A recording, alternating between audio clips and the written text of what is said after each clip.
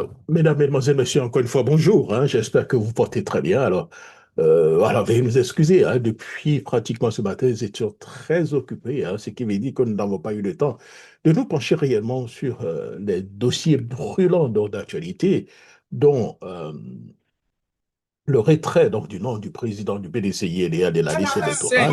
Bon, ce que nous attendions attendez, doucement, hein. plus ou moins Tous déjà, les hein, mineurs, mais ça a on été une fait très sortir grande tous les surprise. mineurs. Et ensuite, Ils sont venus avec des mineurs. l'incarcération donc du président de la GPDCI rural, M. Innocent Yao. Derrière donc la convocation et la détention de M. Innocent Yao, hein, ce que l'on sait, l'arrestation donc, du président national donc, de la JPDCI LDA rurale, Innocent Yao, continue donc de susciter donc l'émoi et l'indignation hein, dans le rang du PDCI LDA. Mais que s'est-il réellement donc passé? Voici donc les faits que nous avons certainement eus hein, en recueillant donc des informations de part et d'autre. C'est donc une publication Facebook devenue source, si vous voulez, donc d'incompréhension de façon donc générale. Tout a commencé donc le jeudi 22 mai 2025 au siège du PDCI à Cocody lors donc d'une réunion politique. Et ce jour-là, un groupe important donc d'enfants âgés donc de 9 à 14 ans et vêtus donc tenue donc du PDCI envahit donc les lieux, intrigués donc par la présence inhabituelle.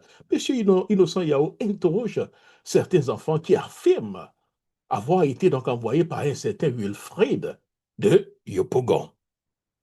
Dans une vidéo publiée donc, sur la page Facebook, ce même jour, M. Innocent Yao rapporte donc ses propos en citant un certain Wilfried. Cette mention, bien qu'imprécise, a eu donc, si vous voulez, des répercussions des habitants du quartier Yopougon croyaient reconnaître Wilfried Kofi, une personnalité locale bien connue hein, et proche, selon des informations, du camp de Jean-Louis Billon. L'on donc a accusé donc d'être à l'origine donc, des déplacements de ces enfants. Plainte et tentative donc d'apaisement dans cette situation. Parce qu'en réalité, M. Wilfried, selon des informations, serait toujours au PDCI-NDA. Se sentant donc injustement hein, mis en cause, si vous voulez, hein, et menacé dans son environnement, M. Wilfried Kofi a saisi la plateforme de la lutte contre la cybercriminalité, hein, PLCC, pour diffamation.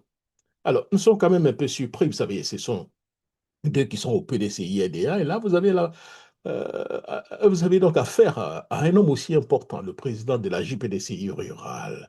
Est-ce qu'il n'aurait pas été donc intéressant d'abord d'approcher hein, son collègue du PDCI-NDA, voir s'il n'y avait pas de problème, toucher les instances du PDCI-NDA avant de porter plainte? Mais ça n'a pas été le cas. Ces derniers temps, ceux qui se disent au PDCI-NDA est proche de certains candidats ou bien de certains récidivistes ou bien des gens très aigris, hein, décident automatiquement de porter plainte à la justice, tout en sachant que tout en portant plainte, c'est très difficile que le plaignant, ou bien celui qui est accusé, étant du PDCI-NDA, puisse avoir gagné cause.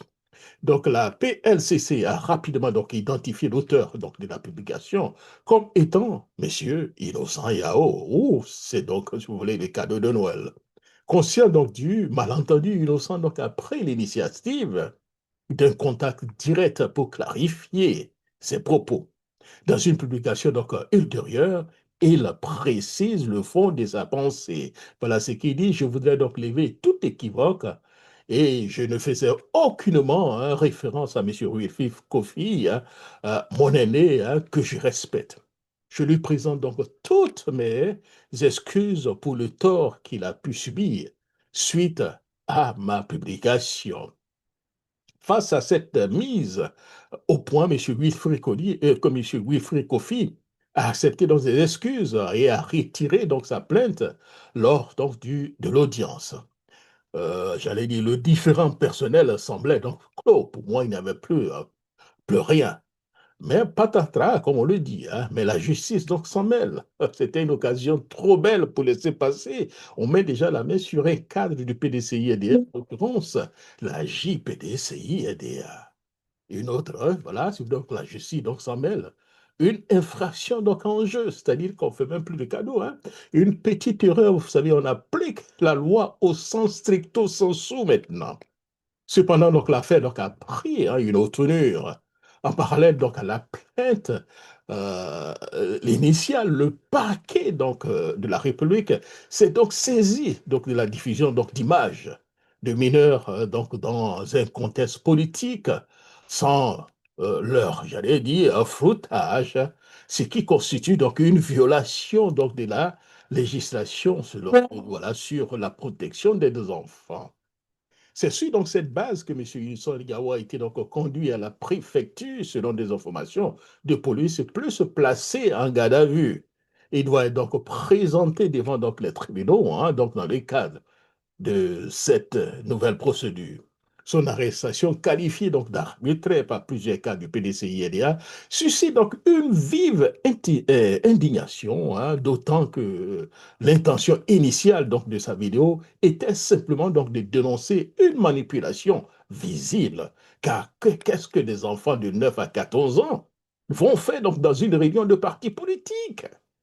Vous comprenez, donc, face à une telle situation, donc dénoncer pourquoi des personnes habillées à l'effigie du PDCI qui, selon eux, auront reçu donc l'ordre d'un certain Wilfried, viennent au PDC, de réunion du PDCI-DA.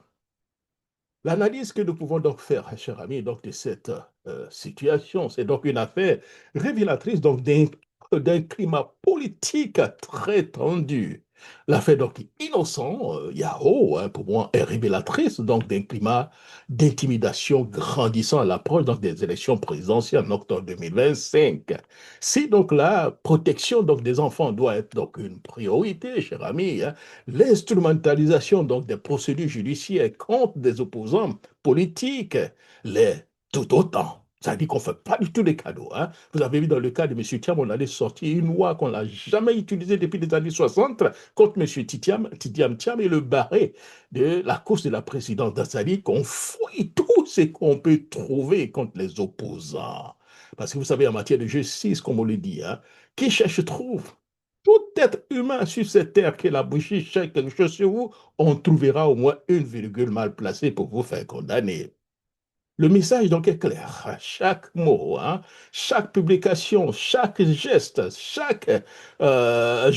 j'allais dire, chaque geste donc de responsable du PDCI et de LDA est désormais sous surveillance dans ce que beaucoup considèrent, si vous voulez, hein, comme une stratégie de harcèlement judiciaire orchestré pour affaiblir l'opposition de façon générale et le PDCI et LDA en particulier.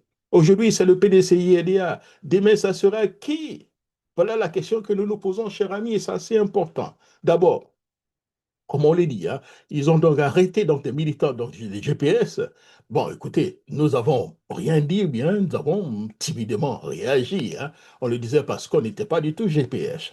Ensuite, chers amis, ils sont venus donc emprisonner donc, des cadres du FPI, ensuite du PPACI. Hein. Nous n'avons rien dit hein, parce que nous n'étions ni FPI ni PPACI. Puis ils ont bâillonné donc, les voix dissidents donc, de la société civile. Nous n'avons rien dit parce que nous, ce n'était pas du tout notre combat. Maintenant, chers amis, ils s'en prennent donc au PDCI à ces jeunes, à ces cadres, à son président même. Et pour le moment, nous ne réagissons pas, ou bien nous sommes timides dans notre, dans notre réaction. Ça devient donc une injustice, une consternation. Si nous ne faisons rien, tout ira donc à volo. En conclusion, voilà ce que je peux dire, cher ami. Et il est temps donc d'unir nos voix au-delà donc des partis politiques, les égos et les calculs à court terme.